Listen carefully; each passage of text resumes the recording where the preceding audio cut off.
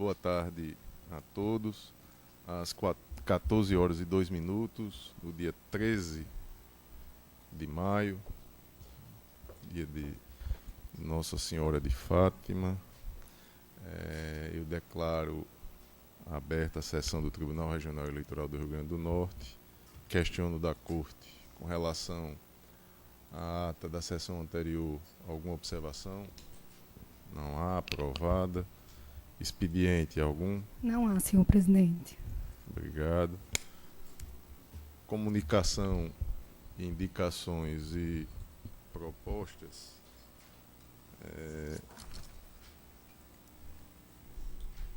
Somente dizer à Corte que estive lá participando do encontro de corregedores, lá em Bento Gonçalves. Desembargador Cornélio não pôde ir, eu estive lá presente.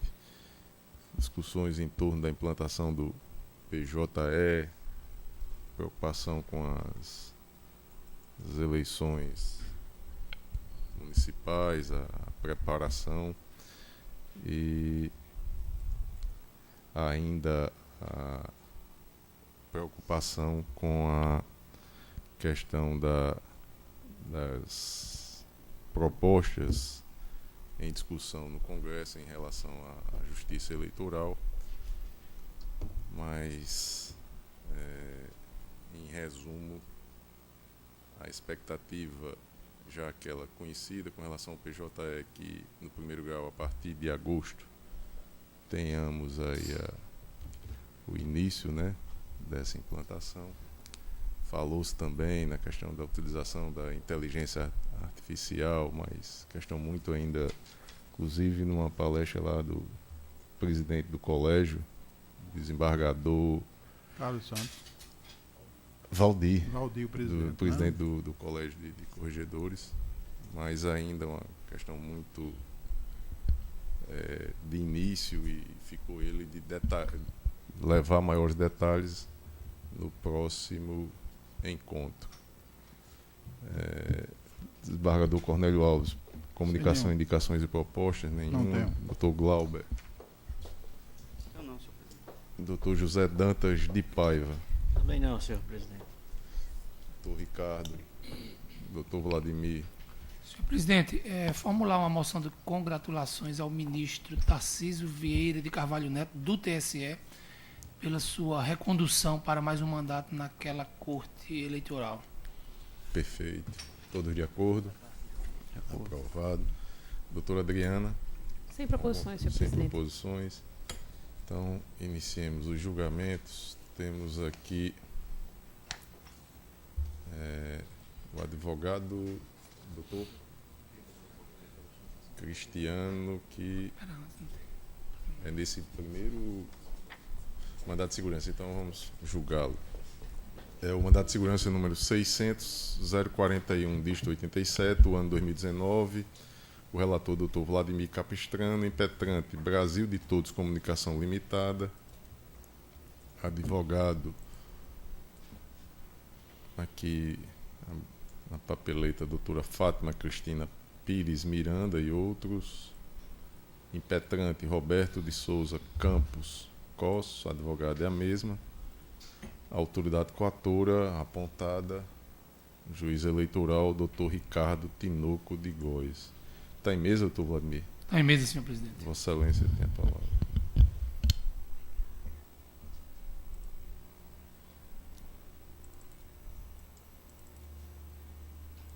Só um momento, senhor presidente.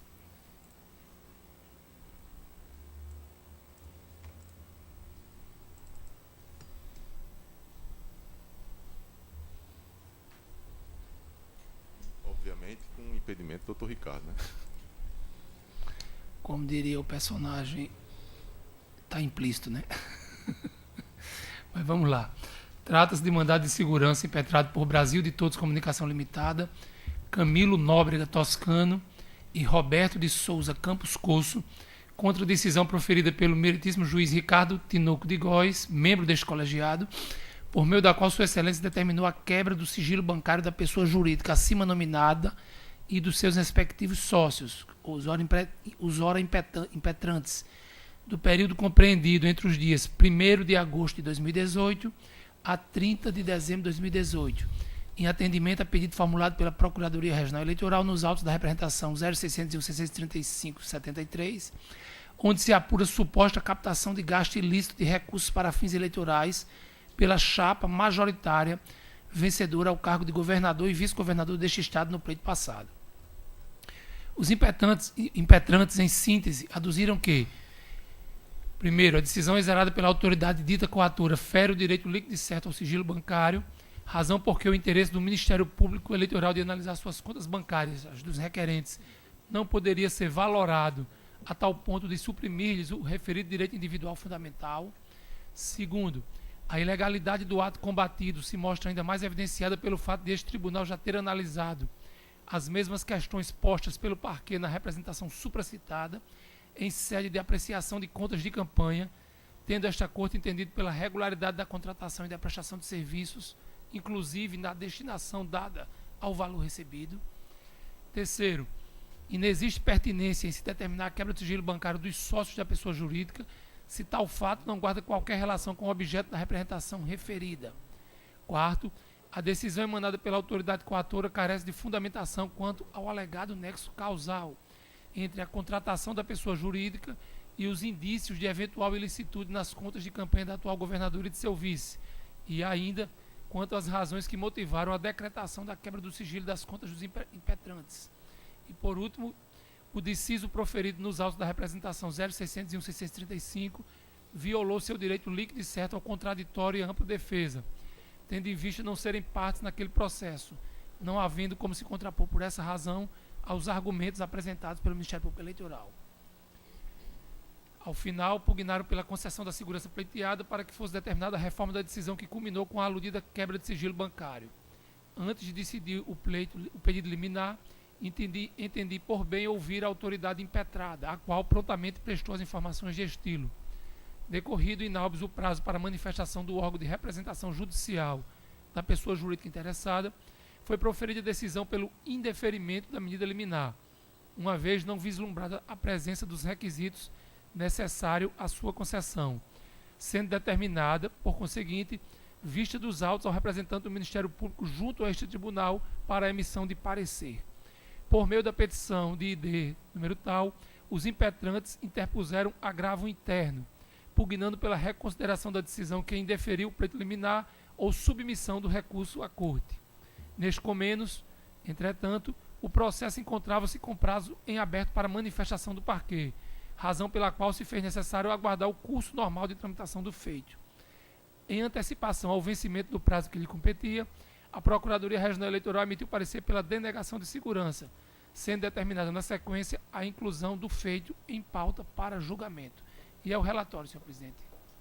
Em discussão. Aprovado o relatório. Doutor Cristiano, Vossa Excelência tem até 10 minutos.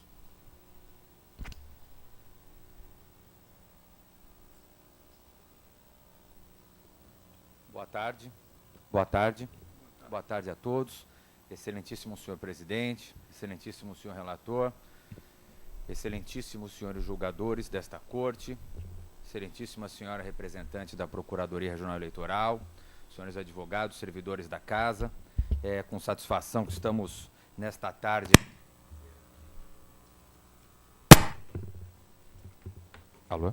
perante o Tribunal Regional Eleitoral do Estado do Rio Grande do Norte para tratar desse mandado de segurança impetrado pela empresa Brasil de Todos, conforme relatório do excelentíssimo senhor desembargador eleitoral, doutor Vladimir Capistrano. Pois bem, excelências, trata-se pontualmente, de uma forma rápida, objetiva, de um pedido de quebra de sigilo bancário por parte da empresa Brasil de Todos, que foi uma das fornecedoras da campanha eleitoral da governadora eleita desse estado, e dos seus sócios, dos dois sócios que compõem os quadros da empresa, senhor Camilo e senhor Roberto. As partes, excelências, não concordaram, se mostraram irresignadas com essa decisão que determinou uma medida muito grave que é a medida da quebra de sigilo bancário, em se tratando, sobretudo, de uma empresa e de sócios da empresa que sequer figuravam no polo passivo da referida ação. Excelências, é importante ressaltar, e assim o fizemos nas nossas manifestações, que a referida prestação de contas, ela foi aprovada pela Justiça Eleitoral. E aí vem o questionamento. Ora, a aprovação por parte da Justiça Eleitoral, ela dá um salvo-conduto, ela dá uma garantia, ela dá uma carta branca? Absolutamente não. Então, isso não muda nada. Agora, excelências, o que é importante é trazer aos autos com relação à análise que foi feita por esta corte no âmbito da prestação de contas da candidata a governadora, é que no próprio relatório do excelentíssimo senhor desembargador André Pereira, é trazido que a composição final do preço foi delineada dentro dos parâmetros esperados para esse tipo de serviço. Além disso, os diversos currículos dos profissionais envolvidos constituem prova de expertise. O valor destacado a título de lucro do contrato reveste-se de razoabilidade, comportando destinação societária e empresarial, como ocorre na maioria dos contratos de serviço. Então, excelências, é importante objetivar que o foco da decisão que teria justificado a quebra do sigilo, que seria o valor de R$85 mil de lucro que os sócios tiveram nessa empreitada, eles foram justificados, foram apreciados, inclusive objeto de relatório, objeto de destaque na apreciação por parte desta mesma casa, excelências. O que demonstra que, de fato, não estamos falando de qualquer valor que chamasse atenção ou de qualquer justificativa maior que justificasse uma medida drástica, como a medida da quebra do sigilo bancário. Um outro ponto, excelências, que eu acho fundamental destacar, vai com relação à necessidade dessa medida tão drástica que é a quebra do sigilo bancário.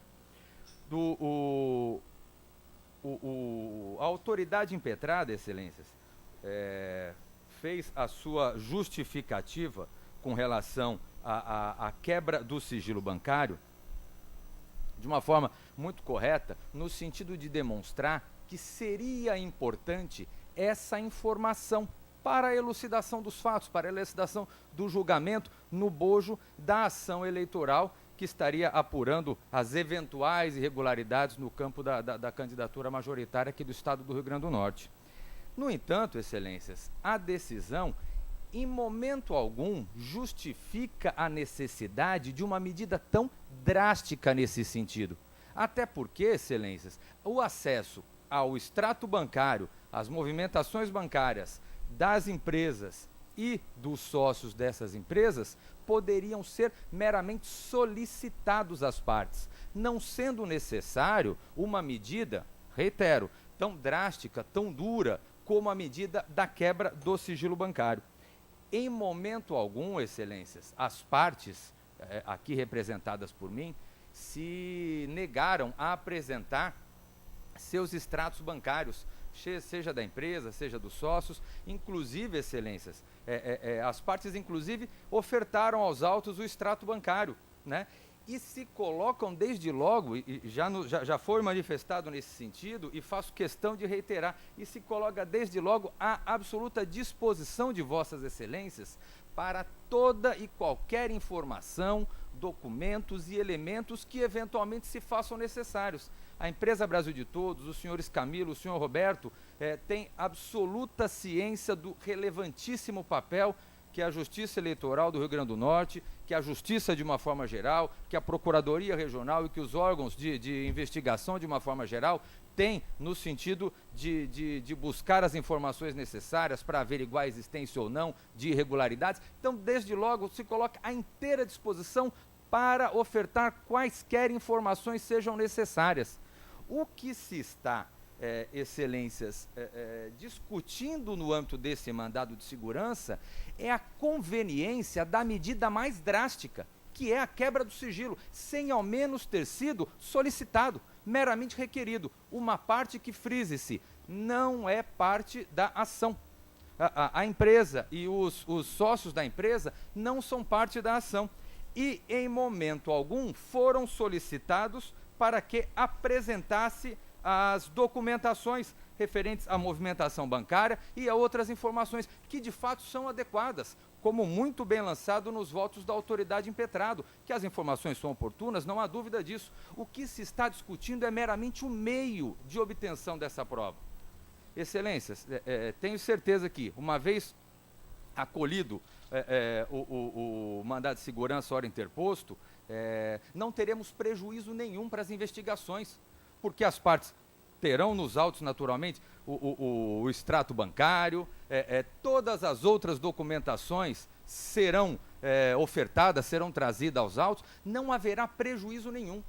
O ponto único de discussão se dá pela medida, pela oportunidade, pela necessidade, numa medida tão grave e uma medida, excelências, que fere na alma, né, de pessoas ou de empresas que nada tem a ver com isso. Uma quebra de sigilo bancário, eventualmente para nós que estamos acostumados no meio judicial, lidamos com uma certa naturalidade um pouco com essas questões, mas para uma empresa, para os sócios, fere de morte o seu direito à sua intimidade, ao direito a ser seu nome levado para uma ação da qual nem faz parte, da qual não tem absolutamente nada a ver e se dispõe de trazer toda e qualquer documentação nesse sentido.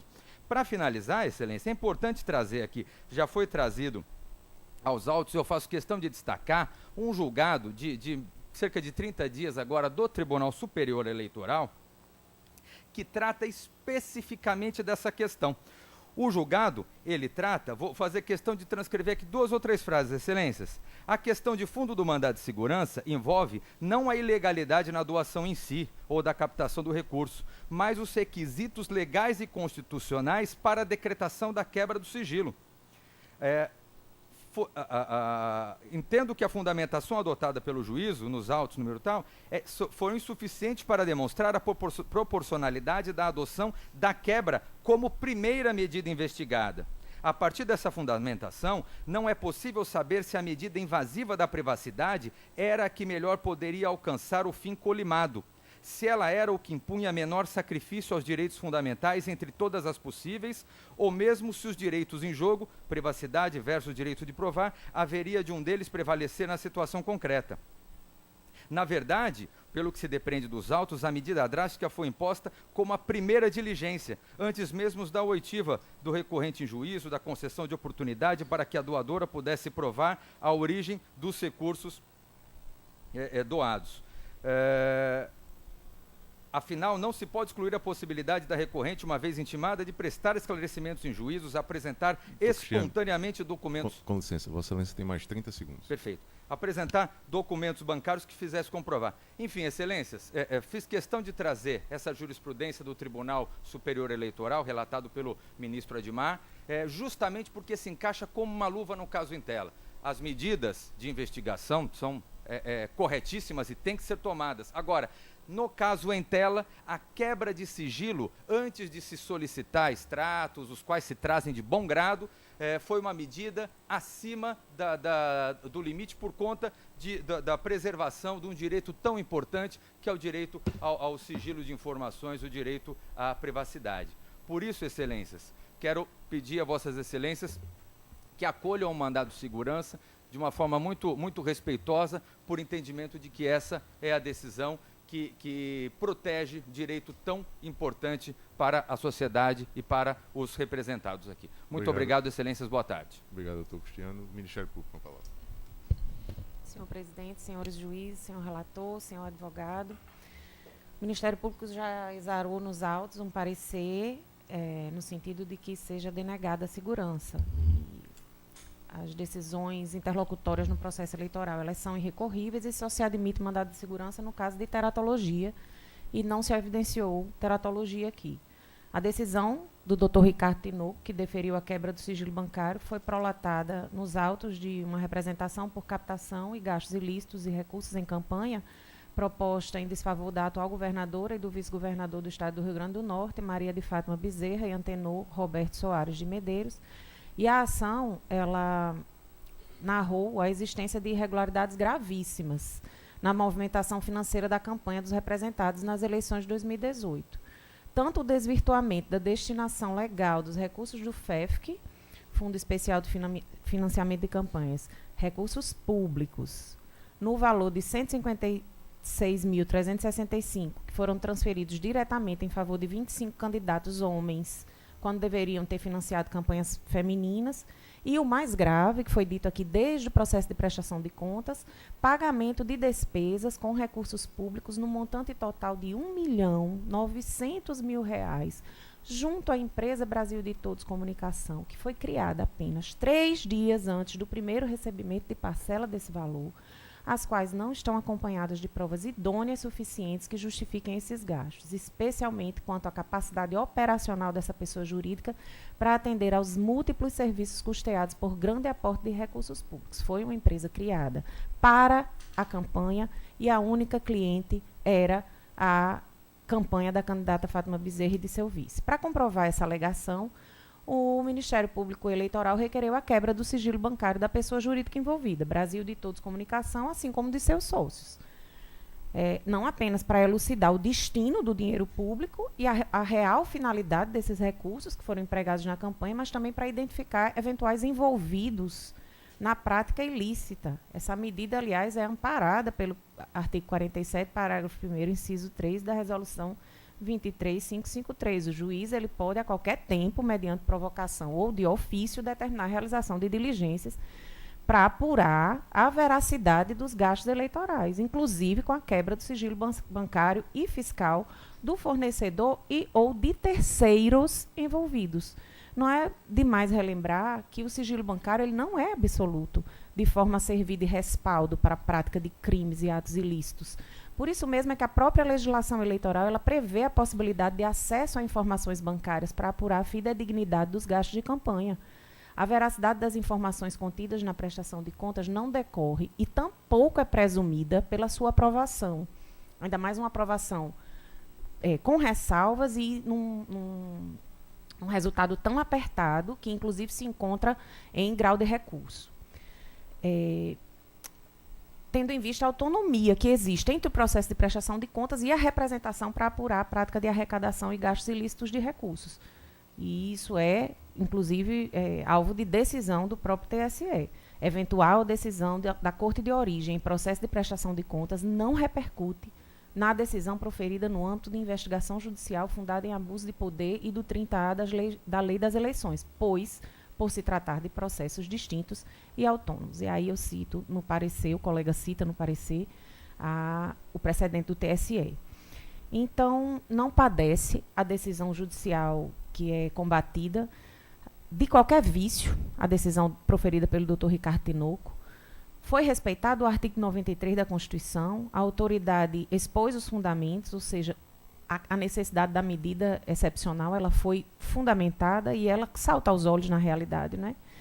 De fato, casos dessa natureza, a gente tem que realizar um exercício razoável de ponderação de interesses e garantias fundamentais envolvidos aqui para verificar, diante das peculiaridades do caso concreto, quais devem preponderar em detrimento da relativização dos demais, o que não significa malferi-los ou negá-los, mas tão somente adequar sua aplicação à realidade dos fatos postos à apreciação judicial.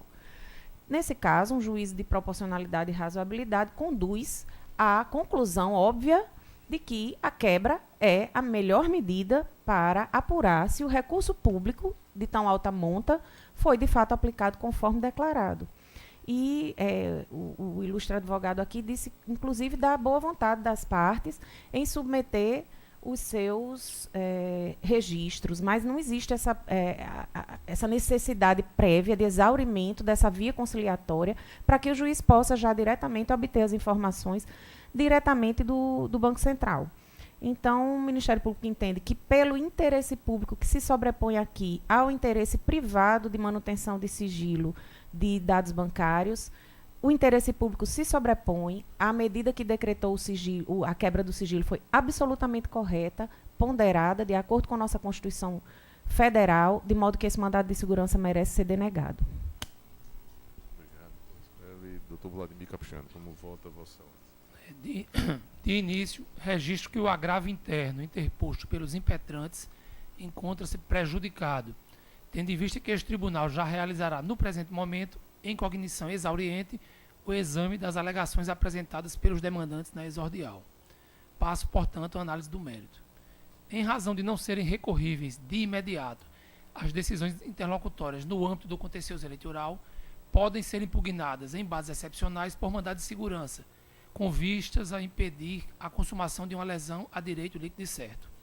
Acerca da mencionada irrecorribilidade, impende consignar que o citado entendimento foi recentemente confirmado em julgamento de agravo regimental neste colegiado, em demanda, inclusive, que tinha por objeto o mesmo que o verificado na representação cujo deciso se buscou atacar pela presente via, qual seja a apuração em sede de representação eleitoral por arrecadação e gastos ilícitos de recursos. E eu aqui aponto o julgamento do agravo regimental na representação 0601 627 96, que foi julgada no dia 23 de janeiro de 2019. E naquele julgamento restou como redator para o acordo o então juiz eleitoral André Luiz de Medeiros. E continuo. Portanto, na esteira da jurisprudência eleitoral brasileira, é cognoscível o presente mandado de segurança, dada a irrecorribilidade da decisão objeto da impugnação e a inexistência de outro meio processual para que a parte busque proteção para o direito que entende violado, sem a necessidade de apontamento de teratologia na decisão impugnada como requisito para o conhecimento do mandamus. Na espécie, entretanto, ao menos em sede da estreita via do writ, não é possível extrair da decisão atacada a presença de ultraje a direito líquido e certo, não comportando, em vista disso, a concessão da ordem vindicada. E explico. Primeiramente, conforme já ficou assentado na decisão que indeferiu o pleito liminar, cumpre registrar que a garantia constitucional de proteção à intimidade não tem caráter absoluto, podendo ser determinada, em decisão devidamente fundamentada, a quebra do sigilo bancário e fiscal de pessoa física ou jurídica, sobretudo quando houver prevalência do direito público sobre o privado. Esse é o entendimento há muito já consolidado pelo Tribunal Superior Eleitoral. E eu aqui aponto julgados do TSE que nesse mesmo sentido, da possibilidade de quebra do sigilo bancário. E continuo. Nessa ótica, não há como olvidar, ademais, do interesse público aferido numa representação em que se discute a licitude ou não de arrecadação e ou gasto de campanha, como se observa no caso em apreço, mormente quando se trata de utilização de recursos públicos advindos do Fundo Especial de Financiamento de Campanha. Noutro vértice, não se sustenta o argumento de ilegalidade do ato combatido sob a premissa de que, ao deferir a quebra do sigilo bancário, a autoridade coatora teria ignorado o entendimento firmado por este tribunal na ocasião em que a Corte analisou, em sede de prestação de contas de campanha, as mesmas questões formuladas pelo parquet na representação 601-635, quando se consignou no julgado a regularidade da contratação e da prestação do serviço pela pessoa jurídica. Ora, é ressabido na jurisprudência eleitoral que as ações que visam apurar captação ou gasto ilícito de recursos, ou ainda o abuso de poder econômico, são autônomas e independentes em relação àquela em que se analisou a prestação de contas, inexistindo respaldo, portanto, à tese defendida pelos demandantes. E também aponto julgados do TSE e também deste tribunal que corroboram esta tese, deste tribunal e de outros regionais. E continuo. Não prospera, ademais, a alegação dos impetrantes no sentido da ausência de fundamentação na decisão impugnada. Quanto ao ponto, reproduzo trechos do deciso abjurgado, em que Sua Excelência justificou e fundamentou adequadamente a quebra do sigilo bancário dos impetrantes, inclusive apontando a pertinência na determinação da medida com relação aos sócios da pessoa jurídica. E está aí no voto disponibilizado para Vossas Excelências os trechos da decisão do Dr. Ricardo na representação em que foi devidamente fundamentada a quebra do sigilo bancário. E continuo no meu voto. Melhor sorte não socorre o argumento de que a decisão proferida na representação 601-635 violou o direito líquido e certo ao contraditório e ampla defesa em razão de os impetrantes não serem partes naquele processo. Primeiramente, compete dizer que a própria legislação eleitoral permite a quebra do sigilo bancário e fiscal de fornecedores e ou terceiros alheios à relação jurídica estabelecida no processo, por meio de decisão devidamente fundamentada e diante da necessidade de se apurar a veracidade dos gastos eleitorais informados pelos partidos e pelos candidatos. E eu aqui transcrevo o artigo 47 da Resolução 23.553 e continuo. Outro sim, cabe registrar que o Colente TSE já examinou a questão referente à quebra do sigilo bancário de terceiros que não figuram no polo passivo da ação originária. Na mencionada ocasião, a Egregia Corte Superior confirmou decisão do Tribunal Regional Eleitoral do Rio Grande do Sul que havia denegado a ordem propugnada no mandado de segurança e mantido o provimento do juízo de primeiro grau relativo à quebra de sigilo bancário de partido político não participante da relação jurídica formada na ação primitiva. E eu aqui aponto esse precedente específico. Do voto do relator, no referido julgado, valem destacar os seguintes excertos, em que se reproduziram as razões do Tribunal ACOL para rejeitar os argumentos do partido impetrante. Eu vou ler esse trecho do voto do ministro Henrique. Nada obsta que seja determinada a quebra do sigilo bancário do PDT, apesar de o partido não integrar o polo passivo da ação originária. Eu estou lendo só os trechos que estão destacados. A alegação do impetrante de que somente seria possível a decretação de quebra do sigilo da conta bancária da coligação Triunfo do Coração, na ação originária e não do PDT, que se encontra coligado, não merece prosperar, pois tal entendimento engessaria a atividade judiciária na busca da verdade acerca dos fatos trazido à sua apreciação e conferiria à agremiação um espaço para eventuais irregularidades, absolutamente afastada do controle judicial, situação que, obviamente, não se coaduna com o sistema jurídico vigente. Destarte, isso aqui continuando no meu voto, à vista de tais circunstâncias, não há como acolher a petição do RIT, na medida em que a decisão que deferiu a quebra do sigilo bancário dos impetrantes se mostra devidamente fundamentada, restando evidenciado, ademais, o interesse público no esclarecimento dos fatos, e não se vendo configurado, por fim, qualquer ultraje a direito líquido e certo ou teratologia no deciso atacado, o que impossibilita, portanto, a concessão da ordem na via mandamental. Ante o exposto, em consonância com o parecer da Procuradoria Regional Eleitoral, voto pela denegação da segurança. E é como voto, senhor presidente. Perfeito. Eu questiono da Corte alguma divergência? Senhor presidente, tem uma discussão que eu acho que tem que existir. Então, Se não houver, vamos só adiantar, não eu tenho sempre frisado, eu acho que isso é importante a gente ter uma posição a respeito disso, essa sutil questão do cabimento do mandado de segurança contra a decisão judicial. Nada obstante, sempre se levantar essa discussão sobre o que cabe, sobre o que não cabe, sobre o que só cabe se houver teratologia, acaba que findamos sempre enfrentando o mérito. E ao enfrentar o mérito, acaba sendo o mandado de segurança um substitutivo do recurso, porque acaba se vinculando uma discussão que não deveria existir na origem ao que vai se entender como mérito. A jurisprudência me parece clara do TSE, eu fiz uma apanhada até recente, e eu trago só como exemplo o RMS 16185 de 2017, julgado 18 de 6 de 2018, relator foi o ministro Admar Gonzaga, destacando aqueles que são os requisitos para o cabimento do mandado de segurança: a manifesta ilegalidade ou abuso de poder, a ausência de previsão de recurso, a ausência de trânsito em julgado e a teratologia da decisão atacada. A decisão nesse caso não é que ela seja irrecorrível, e nesse aspecto eu discordo do relator, inclusive porque foi citado um caso que nós julgamos uma matéria que é parelha a isso que está em discussão, porque na verdade esse tipo de discussão ela é recorrível em separado, por ocasião da decisão de mérito quando o colegiado julgar, ou seja, todas aquelas decisões que ao longo do processo não puderam ser impugnadas via recurso, as decisões interlocutórias eu me refiro, elas são impugnáveis pela via da decisão que se interponha eventualmente contra a decisão de mérito. Isso é o regime dos juizados, é o regime de todos os sistemas que adotam a irrecorribilidade em separado.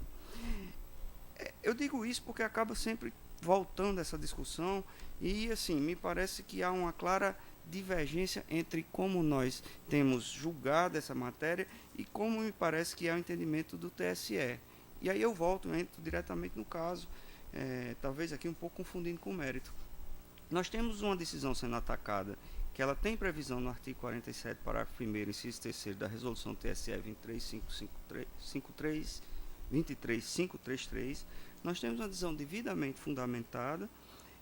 Então, de antemão, nós já não temos uma decisão teratológica. Seria impossível dizer teratológica uma decisão. E nós temos, o relator,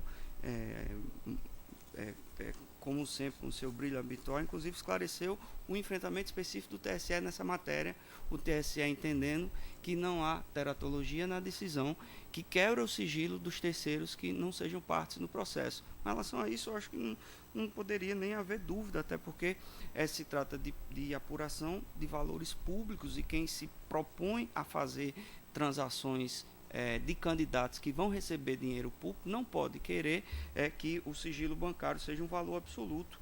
Nem haveria como ser, porque a apuração específica que está em jogo é sobre a origem dos recursos e como isso entrou nas contas da empresa.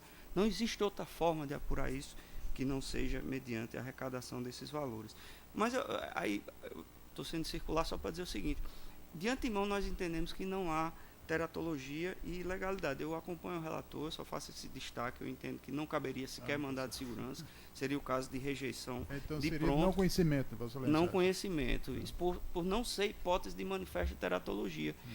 Mas se eventualmente a Corte conhecer, eu acompanho integralmente o relator. Minhas razões, inclusive, são no mesmo sentido, né, do bem lançado voto. Seria só essa questão. O relator, doutor Vladimir, com relação ao não conhecimento, Vossa Excelência já Não, entendeu. senhor presidente, inclusive no meu voto Mantém o voto? eu afirmo que há sempre possibilidade de conhecimento, porque eu afasto essa análise da teratologia.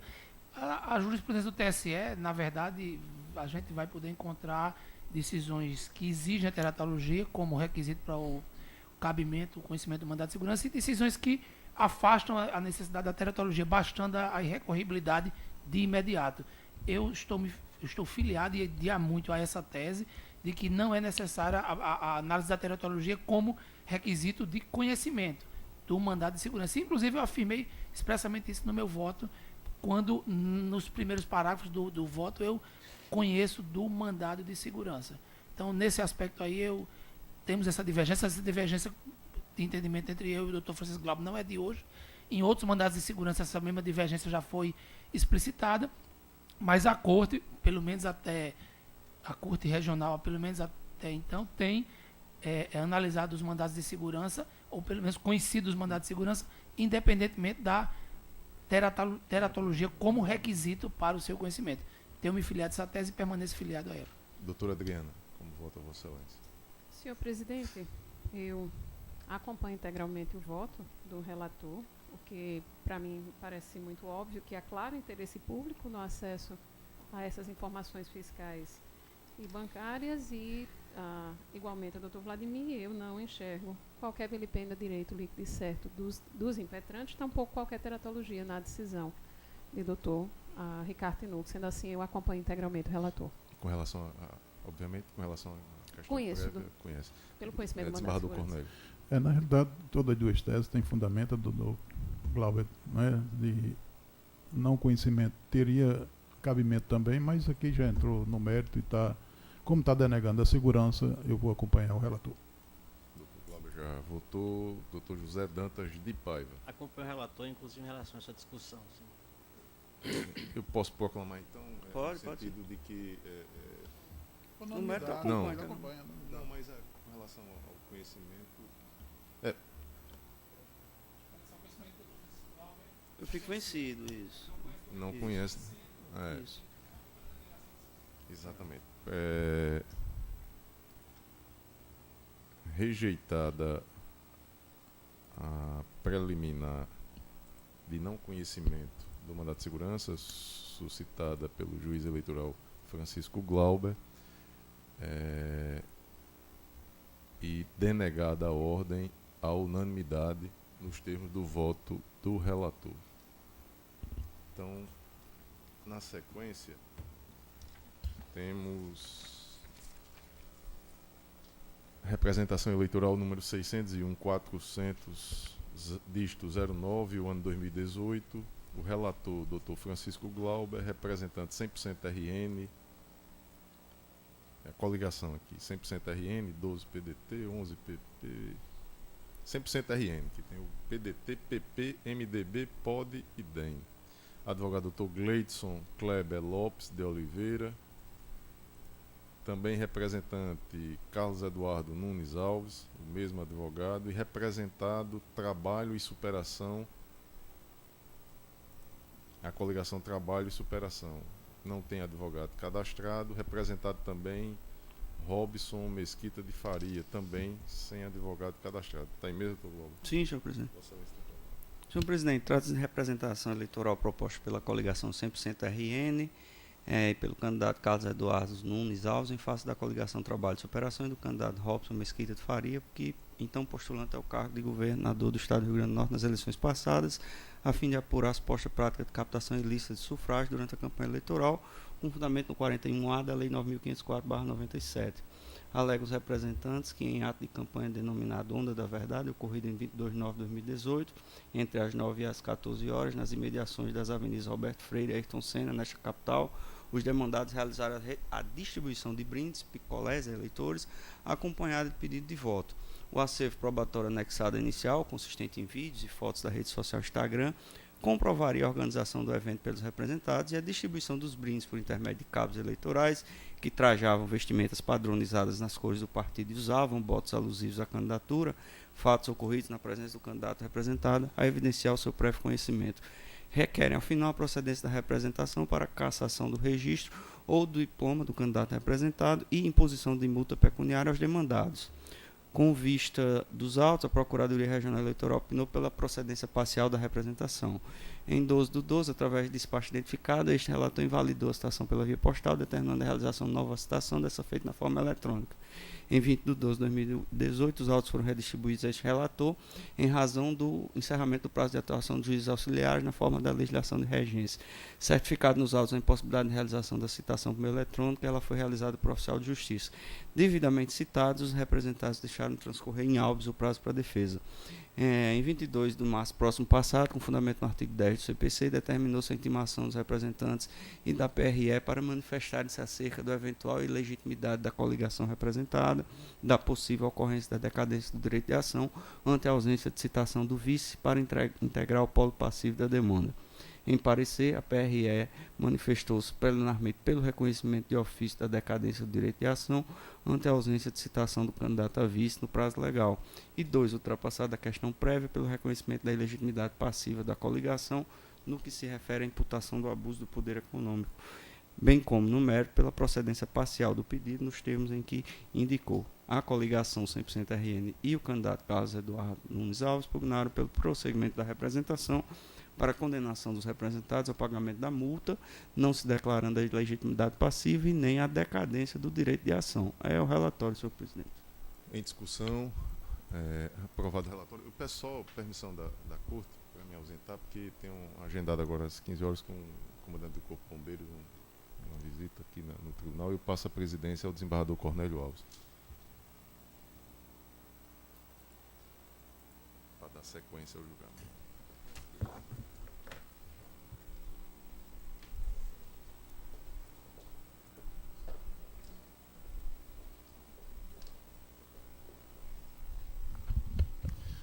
Receba a presidência e devolvo a palavra ao relator. Obrigado, senhor presidente. O voto está disponibilizado, eu vou tentar resumir o quanto possível. Essa questão, aparentemente simples, trouxe uma circularidade que eu tentei resolver na forma dessa minuta de voto apresentada. Eu destaco aí as hipóteses de litisconsórcio necessário, e no item 14 eu menciono que o TSE possui entendimento no sentido que nas ações eleitorais com o objetivo é a cassação do registro, do diploma do mandato eletivo, impõe-se a formação do litisconsórcio passivo necessário entre o titular e o vice da chapa majoritária, já que a eventual procedência do pedido atingirá a esfera jurídica de ambos os candidatos, dada a unicidade e indivisibilidade da chapa. O agravo do instrumento 36467, DGE 9/4/2018. Nesse sentido, a súmula 38 do TSE, que é invocada e aí transcrita. É bem verdade que aquela Corte Superior afasta a incidência dessa súmula quando a representação ou AGE não puder ensejar a cassação de registro ou diploma, mas somente a multa, inelegibilidade e penalidades extras de caráter pessoal. E aí eu transcrevo o recurso especial eleitoral 82843, relator ministro Gilmar Mendes, de 2016, e o recurso especial eleitoral 61742, relatora ministra Laurita Vaz, DGE 27 de 8 de 2014. Importa frisar que os julgados acima, nos quais afastada a súmula 38 do TSE, não retratavam situações em que se apurava captação ilícita de sufrágio, envolvendo hipótese, sim, de abuso de poder e conduta vedada a agente público, cujas penalidades são cindíveis, isto é, as sanções de natureza pessoal, ineligibilidade e multa, podem ser aplicadas de forma isolada, independentemente da cassação de registro ou diploma. Isso porque, de acordo com o artigo 41A da Lei 9.504/97, que trata da captação ilícita de sufrágio e respectivas sanções, prevê, e aí eu cito o artigo 41 e um parágrafo 3º, que é o que importa nessa discussão, e sigo eu. Interpretando o alcance do referido dispositivo, o TSE afirmou jurisprudência no sentido de que as sanções ali previstas incidem, que são a multa ou a cassação do registro, incidem de forma cumulativa, de modo que, impossibilitada a aplicação da cassação do registro ou diploma, descabe a cominação da pena pecuniária de forma isolada. E aí eu cito o precedente específico, o recurso eleitoral 27840, relator ministro Admar Gonzaga, de 13 de 9 de 2018, e o recurso especial 44831, relator ministro Tarcísio Vieira, DJE, de 10 de 18, bem como esse outro precedente. Pois bem, entro então no ponto específico da decadência, e destaco que é o que importa, o item 22, partindo da premissa do litisconsórcio passivo necessário entre o titular e o vice da chapa, a jurisprudência do TSE e deste regional é firme no sentido de que proposta a ação que objetive a cassação do registro de diploma mandato como uma das penalidades a serem combinadas, há de ser promovida a citação de todos os integrantes da chapa majoritária dentro do respectivo prazo legal, sob pena de extinção do feito com resolução do mérito, pela implementação da decadência do direito de ação.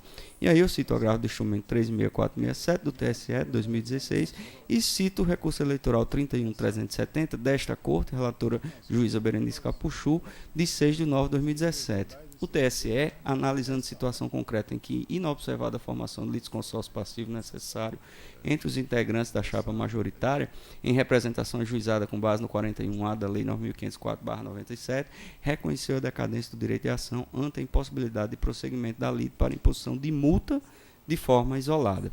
E aí eu cito esse recurso especial eleitoral 3.601, relator ministro Arnaldo Vessiani, de 2011. No voto, que eu peço licença para não transcrever, eu fiz o destaque dos elementos que me parecem importar à discussão, onde o relator entende que o defeito, a ausência da inclusão do litisconsórcio necessário, prejudica a ação tal como ajuizada, porque não incluído, no caso era o vice-prefeito, e o prosseguimento somente ensejaria a aplicação da sanção de multa. Indo ao caso concreto, eu destaco que a representação fora proposta unicamente em face do então candidato a governador, Robson Mesquita de Faria, e da coligação Trabalho e Superação, não se incluindo no polo passivo da demanda o candidato a vice, Sebastião Figueira do Couto, que é litisconsorte passivo necessário, conforme nós vimos. Eu destaco ainda, no caso concreto, que o prazo decadencial para a propositura da presente representação, que seria a data da diplomação, na forma do 41, parágrafo 3º da Lei 9.504/97, e, por consequência, da correção do aludido vice-processual. Intimados para falar sobre a possível decadência do direito de ação, os representantes invocaram o precedente desta Corte, da minha relatoria, o RE 28191, em representação para apuração de condutas vedadas aos agentes públicos previsto no artigo 73, 4º, parágrafo 10º da 9.504/97, no qual se afastou a decadência e a incidência da súmula 38 do TSE. Esse julgado, eu destaco, não me parece servir de paradigma para o caso em análise, porque aqui se apura possível captação ilícita de sufrágio, dado o caráter cumulativo das sanções do 41A, na esteira da jurisprudência do TSE, que já foi citada. No precedente invocado, foram apuradas condutas vedadas aos agentes públicos, cujas penalidades, multa e cassação de registro e diploma, podem ser cindidas, ou seja, podem ser aplicadas isoladamente. Acresce-se ainda o quanto decidido por aquela Corte, no recurso especial eleitoral 3.601, onde reconhecida a decadência da ação em casos como a representação por captação ilícita de sufrágio, movida por contra apenas um dos membros da chapa majoritária, dada esta inscindibilidade. Sendo assim, senhores, em consonância com a manifestação da PRE, eu voto pela extinção do feito com resolução do mérito em face da decadência do direito de ação. É como voto. Doutor Zé Dantas, como vota? Com o relator, senhor presidente, na íntegra. Doutor Ricardo Tinoco. Senhor presidente, eu prefiro também o entendimento esposado pelo relator com relação à formação do litisconsórcio necessário, passivo necessário, acrescentando ainda, só para fim de ilustração, o caráter de unitariedade desse litisconsórcio, na hipótese ventilada, à vista de que a decisão não poderia produzir efeitos discrepantes em relação a esses sujeitos que ocupariam, melhor dizendo, o polo passivo da relação processual. Mas, evidentemente, que escoado o prazo de contumácia ou de decadência, há que se reconhecer essa superveniência do fato relativa à ultrapassagem desse interstício e, na esteira do entendimento já lançado, muito bem lançado pelo relator, eu vou acompanhá-lo também votando pela extinção do feito com resolução do mérito. Doutor Vladimir Capistrano, como vota? Acompanho o relator, senhor presidente, destacando a distinção que o relator fez em relação ao julgado anterior, que tratava de conduta vedada, se não me engano. Aqui estamos tratando de captação ilícita. Então, acompanho o relator. Doutora Adriana Magalhães, como vota? Acompanho integralmente o relator, senhor presidente. Então fica unanimidade neste termo do voto do relator.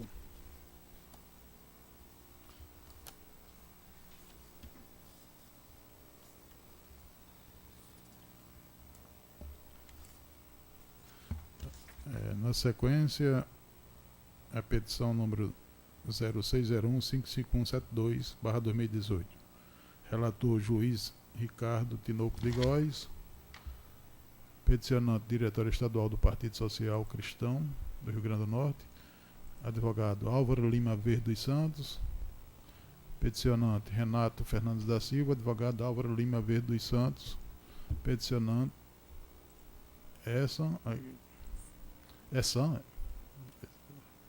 se for ler direitinho seria Esan, né? Mas falou que é Esan, eu não sei. Esan Elálio, advogado. E o advogado é Álvaro Lima Verde dos Santos. Com a palavra o relator. Citada por Vossa Excelência. Trata-se de regularização de contas referentes ao exercício financeiro de 2015, requerida pelo Diretório Estadual do Partido Social Cristão, as quais foram julgadas como não prestadas nos autos da prestação de contas de número aqui identificado. Em sede liminar, a agremiação requeriu a concessão de tutela de urgência a fim de suspender os efeitos da declaração de contas não prestadas para afastar a sanção aplicada anteriormente por esta Corte. Sobreveio, então, decisão do relator indeferindo a tutela de urgência pleiteada e determinando a remessa do processo à SACEP. Após instrução, a seção de análise de contas emitiu o relatório de exame preliminar, identificando a ausência de diversas peças essenciais ao exame das contas. Devidamente intimado para atender a diligência solicitada pelo setor técnico, o partido interessado apresentou a petição constante requerendo, abre aspas, a aprovação das contas 2015, a revogação da suspensão da atividade partidária por contas não prestadas, para que assim o partido possa receber o fundo partidário mensal e honrar todos os compromissos assumidos desde o exercício de 2018. E ainda, abre aspas, o desarquivamento do processo físico identificado, para que possa realizar os devidos registros documentais, livro caixa e razão, junto ao cartório da capital. Por decisão constante dos autos, foi deferido tão somente o pedido de desarquivamento do processo, de número também igualmente identificado. A agremiação, então, juntou nova documentação e os autos retornaram à SACEP, a qual emitiu parecer técnico opinando pela regularização do Diretório Estadual do Partido Social Cristão em relação à sua prestação de contas referente ao exercício de 2015. Com vista dos autos, a doutora Procuradoria Regional Eleitoral emitiu parecer opinando pela procedência do pedido de regularização das contas não prestadas e ao relatório. Relatório aprovado. Com voto, relator.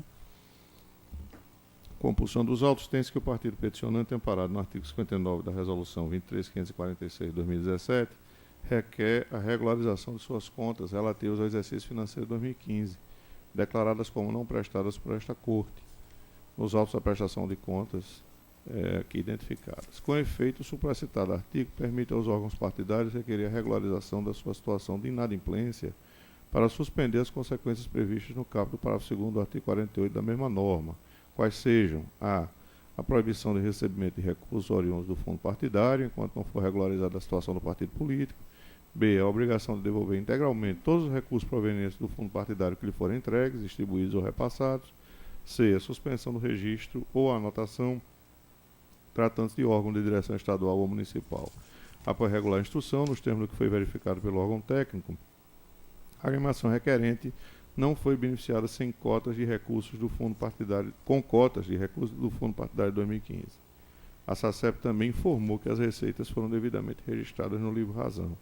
Além disso, não foi detectadas hipóteses de receitas de origem não identificada ou de fontes vedadas, de que tratam os artigos 12 e 13 da referida resolução. De acordo com a unidade técnica, embora a peça relação das contas bancárias tenha sido apresentada sem preenchimento de quaisquer informações, não há qualquer óbice ao deferimento do pedido de regularização, uma vez que foram trazidos aos autos extratos bancários completos da conta Banco do Brasil aqui identificada, que atestam a ausência de movimentação financeira no período. Além dessa conta bancária, o Sistema Auxiliar de Análise de Contas Partidárias Anuais, SPCA, identificou a existência de outra conta bancária em nome do partido, mas que também não teve qualquer lançamento no período. Assim, diante da suficiência da documentação apresentada pelo partido e constatada a inexistência de recebimento de recursos do fundo partidário e de obtenção de recursos de origem vedada ou não identificada, o deferimento do pedido de regularização de contas do partido interessado é medida que se impõe. Por todo exposto, em consonância com o parecer da Procuradoria Regional Eleitoral, voto pela regularização das contas do Diretório Estadual do Partido Social Cristão, relativas ao exercício financeiro de 2015, para suspender as consequências previstas no caput e no parágrafo 2º do artigo 48 da Resolução 23.546 de 2017, determinando o restabelecimento da habilitação da agremiação para o recebimento de recursos do fundo partidário e da suspensão da atividade partidária. Após a aprovação desta decisão, determina o retorno dos autos à SACEP para fins de atuação das informações no sistema SICO. É como voto. Eu pergunto aos membros da Corte se há alguma divergência do voto relator. Com o Só relator, relator, senhor senhor presidente. Então fica declarado a procedência do pedido pela regularização das contas. É isso? Na sequência, embargo de declaração na prestação de contas 6106 de 2014. Relator, juiz Vladimir Capistrano. Embarga. Já foi julgado? Não. Foi não. Não. Embargante, Diretório Regional do Partido Movimento Democrático Brasileiro, PMDB, e advogado Ezequias Pegado Cortez Neto. Com a palavra o relator. Senhor presidente, eu vou fazer aqui um breve resumo, é uma matéria muito simples. Esse processo de prestação de contas é um processo do atual MDB, antigo PMDB, do ano 2013, e por ocasião da sessão de julgamento, a Corte, inclusive contra o meu voto, eu era o relator, deliberou por não aceitar a análise de alguns documentos que tinham sido juntados pelo partido após a emissão dos pareceres técnicos e do Ministério Público. O julgamento foi suspenso, interrompido naquele momento, porque eu precisei reformular o meu voto de mérito, considerando aquela decisão da Corte, naquela sentada. Posteriormente, com base nos documentos apresentados até a emissão dos pareceres, eu formulei novo voto apontando a desaprovação das contas. E assim foi deliberado pela Corte, com a desaprovação das contas e suspensão de cotas do fundo partidário pelo período de 6 meses. Os embargos de declaração do partido, eles atacam especificamente a alegada omissão da Corte no tocante a um dispositivo da Lei dos Partidos Políticos que admite a juntada de novos documentos até o trânsito em julgado da decisão, e também há pontos que não foram analisados na decisão, justamente porque se referiam àqueles documentos que não puderam ser analisados em razão da decisão da Corte. Eu estou dizendo nos embargos que não há essa omissão quanto à análise do dispositivo legal, inclusive porque o meu voto, que recebia esses documentos, se assentava nesse dispositivo e o tribunal expressamente afirmou que não era viável, ou seja, o tribunal analisou o dispositivo e deu uma outra interpretação. O partido, na verdade, está querendo rediscutir essa matéria. E quanto aos demais pontos dos embargos, aqueles relativos aos documentos que não foram analisados, não foram justamente em razão da decisão do tribunal que afirmou a inviabilidade da juntada dos documentos posteriormente à emissão dos pareceres técnico e ministerial. E, com esse resumo, eu digo em conclusão que, em tal quadra, tem se revelado o caráter meramente inconformista do recorrente, veiculado com o nítido objetivo de promover a rediscussão da causa, o que, como ressabido, constitui providência incompatível com a estreita via dos aclaratórios, de índole integrativa por excelência. Ante o exposto, em consonância com o parecer da Procuradoria Regional Eleitoral, voto pelo conhecimento e desprovimento dos embargos de declaração. E é o voto, senhor presidente. Eu indago aos membros se há alguma divergência. Com relator. Bom relator. Então, fica declarado conhecimento e rejeição dos embargos, né? A unanimidade. Na sequência, a prestação de contas 0601-537-88-2018. Relatora juiz Adriana Cavalcante Magalhães. Requerente Evandro Gonçalves da Silva Júnior e outro. Advogado Cleidson Jussier Nascimento de Souza. Com a palavra a relatora. Trata-se de prestação de contas de Evandro Gonçalves da Silva Júnior, candidato não eleito ao cargo de deputado federal nas eleições de 2018, de acordo com a previsão contida na resolução TSE 23553 de 2017. Após análise da documentação apresentada, a SACEP manifestou-se pela aprovação com ressalvas das contas, em virtude de os extratos bancários não terem sido entregues em sua completude. Instada a se pronunciar, a douta Procuradoria Regional, corroborando o entendimento da referida unidade técnica pelos mesmos fundamentos, opinou pela aprovação das contas com ressalvas. É o relatório, senhor presidente. Relatório aprovado. Pode ser. Eu vou buscar aqui resumir. O voto está bem objetivo e já está disponibilizado aí para vossas excelências, mas é basicamente igual aos 3 outros que eu relatei na última semana. Então, eu sigo. Importa ressaltar a identificação e a licitude da origem e da aplicação dos recursos, porquanto não foi detectada quaisquer das hipóteses previstas no artigo 68 da Resolução TSE 23553 de 2017. Nada obstante, a falha relativa à incompletude dos extratos bancários apresentados, aquela unidade técnica teve acesso aos ditos documentos e destacou que constam do sistema SPC Web extratos eletrônicos, demonstrando que os recursos financeiros declarados na prestação de contas transitaram somente em uma das contas. As demais contas não apresentam qualquer tipo de movimentação.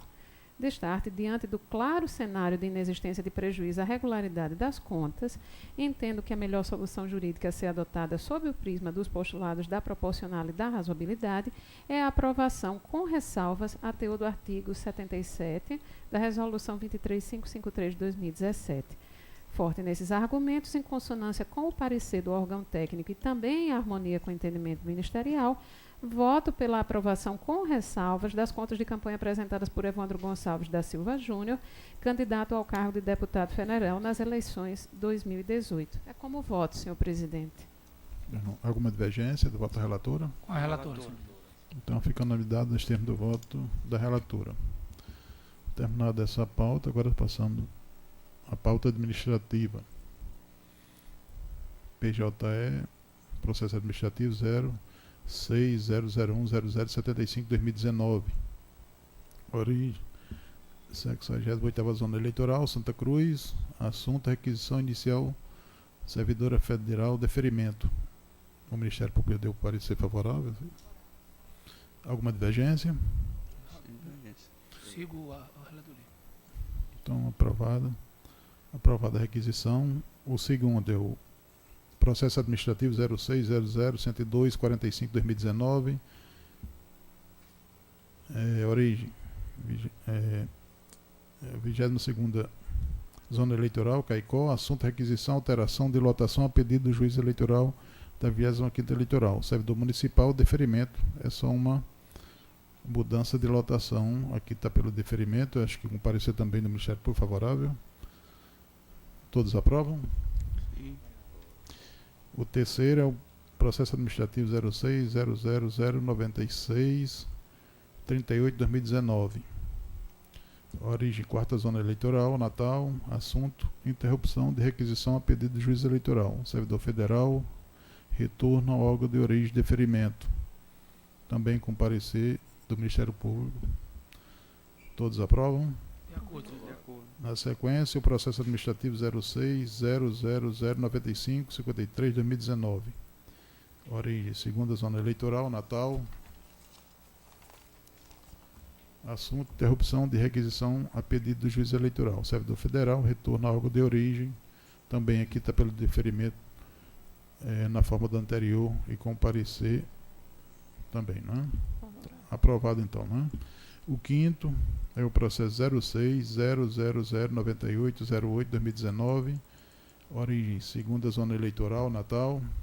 Também interrupção de requisição a pedido do juiz eleitoral, servidor federal, retorno ao órgão de origem, deferimento, é lá da Universidade Federal do Rio Grande do Norte, com parecer favorável do Ministério Público. Todos aprovam? De Sim, acordo. aprovo. De acordo. O 6 é o processo 06.00.097/23/2019, é lá de Pau dos Ferros, 65ª zona. Também a interrupção de requisição a pedido do próprio servidor e está retornando ao órgão de origem.